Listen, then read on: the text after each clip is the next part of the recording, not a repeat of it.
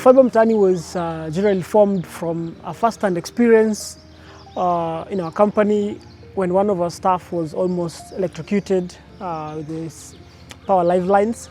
So from there we designed and saw a need for the technical community to be empowered and trained and have these skills, because we noted that over 80% of the sustainable technical community in Kenya is untrained. So that's a huge workforce in terms of the telecommunication industry that needs to be trained over time.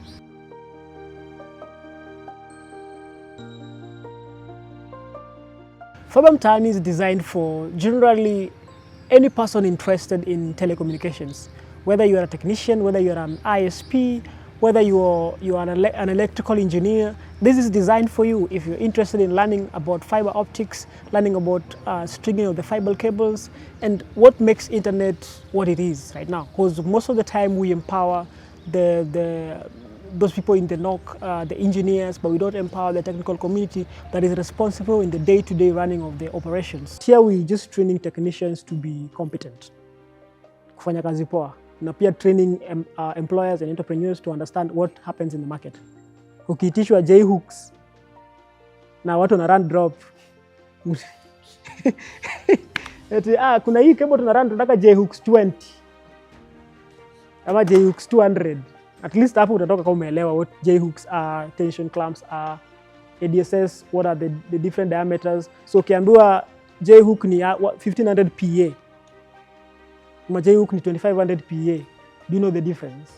What inspired me to join the Fibre Mtaani program is mainly my dad, and also being an IT student, I want to expound more on my knowledge regarding different aspects, different fields that I can plunge myself into regarding IT. I'm expecting to learn a bit more about connecting clients from the signals, all of that. By the end of the training, I'm hoping that I'll be fit to work in the field and apply the skills that I have and the knowledge that I have in the field. I'm hoping to learn industry-based skills that I will use in the industry, in the field, learn the common practices of fiber optics and everything that entail fiber optics, both theory and practicals. A lot of technicians out there, like the one I hired, so they will do shady job and then give you price lists of equipments which don't add up. So I need to come and know all the fiber from the start to the end, so that if a technician asks me something, I can know where that equipment is being used. Our main focus is on the technical community that handles these fiber cables, because they are the vast majority that has been untrained, because there is no single organization, no single community, no single school that is training the technicians on how to do these things. Most of them are learning on the go. And the ones that exist are only training on either one element, either splicing, and it's highly expensive compared to what we offer. So that's why we do this. So we have different FATs. There's the FATs zenye ziko na splitter, and there's FATs that are served directly from the cabinets. So we have different types of cabinets that we use. We have the 144 port cabinets, we have 288s and 576. Those numbers just represent how many customers they are going to serve. I wanted to be a technician, so I thought this would be a chance to have the skills to further my education. We chose to partner with Fibre Mtaani because, again, of the skills that are lacking in the industry in regards to the fiber optics, and we saw it better to partner with them so that we can trigger whatever is needed positively to impact the market, to help technicians, apart from leaving school, they are able to get an extra knowledge and practice to tackle the requirements in the job market. We have the anti-prick gloves. They are rubber on the surface on the inside. Then we have the full body harness. That is what he's wearing on his body. Then the work at height hard hat, that's how it's supposed to look. That one has a voltage detector at the top. So wakipanda pole, when they come close to live wires, it will detect and it will start beeping. So this is what is used for barricading a site. In terms of when you're working near traffic, you have to put the traffic signage. The barrier net, just to show that you're working around that pole, and you have the reflective traffic cones. Because people cannot really see you by yourself, but if you see the reflective tapes, the reflective cones, they'll be able to view you from afar. We got to learn that if you didn't take the safety seriously, it's like you are putting your life in line. So we should be able to take all the safety seriously and be on the right PPEs when you are doing the fiber rollouts. To ensure that our safety and quality standards are met in Fibre Mtaani, we brought on board our safety and EHS compliance officers from far and wide to just come in and train our technicians in terms of how to handle the cables, how to handle high power poles, high power utility poles and all that, how to handle even the fiber cables safely. So we brought in the fiber design and planning officers also to just come and train them. So as they go through even the practicals, they're able to implement this and get corrections on the go. The training is very wide. I expected it to be, since it's a short course, I expected it to be a little bit narrow, but it's very wide. And the supervisors, the people who are taking us through the training are very friendly, they know what they are doing, which is something I really appreciate. So far it has been good. We have been able to have the basic knowledge in terms of being a technician and having the skills also to erect poles. The values that trainees are going to get from here is to be able to, undertake their duties on day-to-day basis. We teach them a lot of responsibility, honest while working, and adhering to policies of different companies. So those are key values we expect them to go and reproduce in their workplaces, or qualities we hope them to carry along as they look for job opportunities. For me, I want to learn about the backbone link, how the SDC work, how the connections, especially maybe from the PTN, the equipments of the backbone. Yeah. So far, it's good. It's actually good and very thrilling to see that I can also see my other fellow ladies here. It's an amazing industry to see we are also venturing into this and we're also interested in it. So it's not about just a male-dominated field. Ladies are also very welcome to join this field. It's thrilling and it's amazing.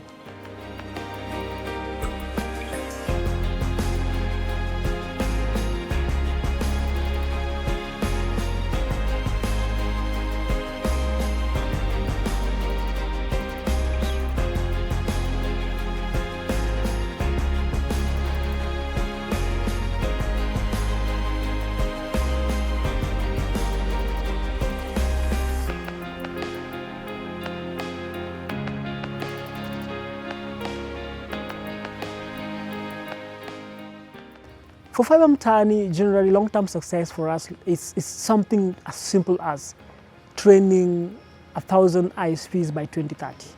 That 1,000 technicians by 2030, that for us is a huge success. And knowing that we have 1,000 representatives who are going to do the right thing, who are going to walk the right path in terms of being a sustainable technical community partner, and knowing that they are there representing us in the right way. That for us is a great success. Another success for us is just having Fibre Mtaani go on its own and run by itself. That is something that we are planning to do and have it achieved, registering it as an independent organization that is just dealing with training and running them.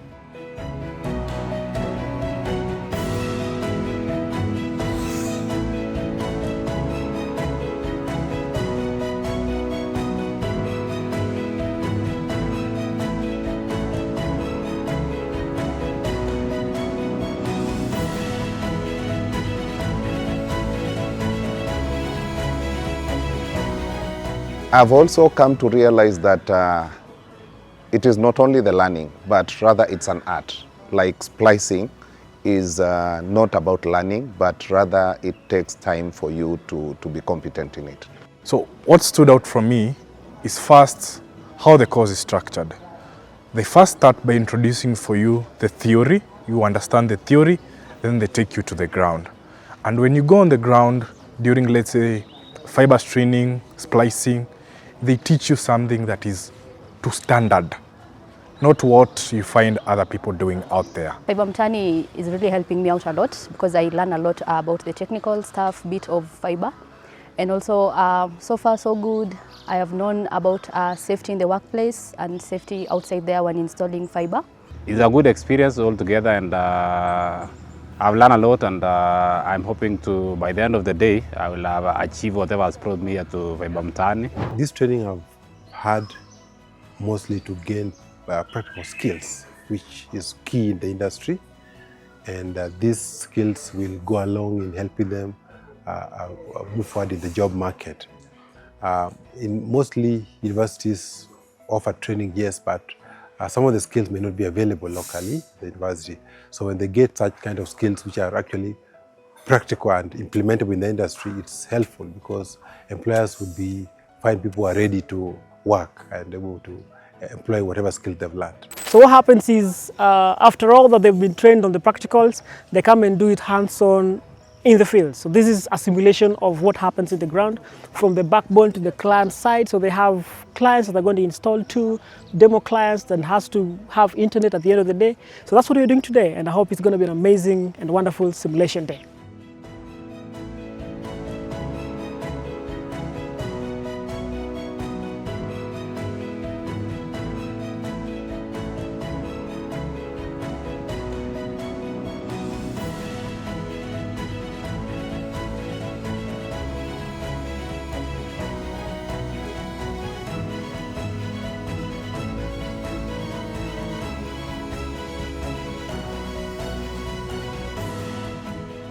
As you see, what I have on my hand is the ADSS cable, 12 core, that we are supposed to run from the cabinet to the clients direct. The experience here is very, let me say, hands-on.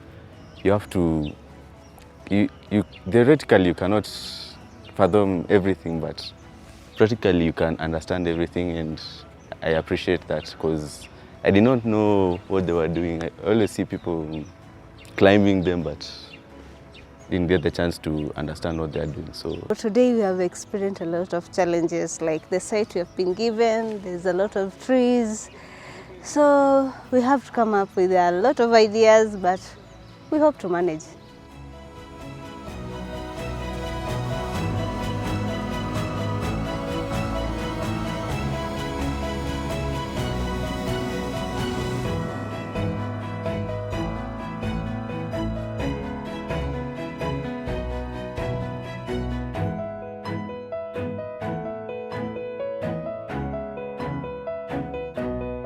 I'm looking whether the students are able to practice what they learned during the previous sessions. So also I'm correcting them on about what they learned. For example, about the safety. So the students should not climb the poles while they are not complying with the safety rules. I honestly never thought I would be here today, but here I am. What I've realized so far is, as ladies, as women, should really come to the male-dominated areas, because so far it's really exciting. It's so fun to learn all the things that happens so far. We encourage ladies to, appear in numbers and give it a shot, because we believe it's something they can do even, better, because it's a skill that is not listed as, belongs to men. I want to thank the organizers of this event. They should have this more often so that other technicians or other people aspiring to be technicians can join. I really like it. It has surpassed the expectations from the planning itself and the coordination, the day-to-day activities of the day. So I have to admit, this has been such an enriching program. It's the first of its type I've seen in the country.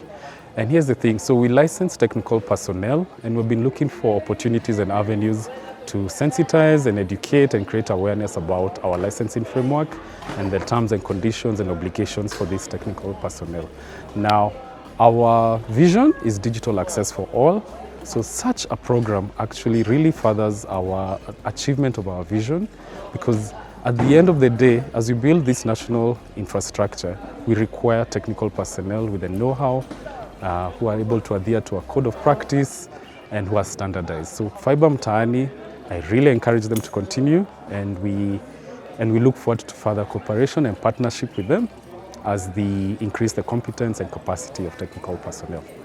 To the youth out there who are in the telecommunication industry, my word for you is just go for it. Just like Nikki says, just go for it. Just do it and do it well. So because there is nothing impossible under the sun, and all these things, all the limitations and the limits that have been set by human beings, and they've been broken by human beings. So there is no limit to what you can do. Go for it and go and do it well. So that is, for me, everything is possible as long as you put in the work. So be ready to put in the days and the nights and to make sure it becomes a success. It's not easy, but you can do it.